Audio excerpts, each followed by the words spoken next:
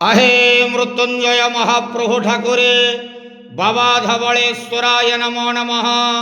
दीपं यदि परं ब्रह्म दीपं यदि जनार्दनः दीप हरत मे पापो पूजा दीप नमस्तुते। हे बाबा धवळेश्वर महाप्रभु संसार सुखी रखंतु। आज शुभ गुरुवार रे समस्त श्रद्धालु भक्त मानक आशीर्वाद करंतु।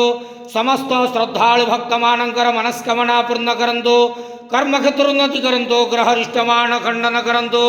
जगतर मंगल करंतु। विश्वर कल्याण करंतु। आपणकर नाम प्रकाश करंतु। सेवकर डाक श्रवण करंतु।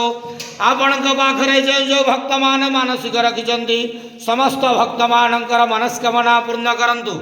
हे बाबा धवळेश्वराय नमः। संसार सुखी रखंतु आनंदे घेवार। हरि बोलो।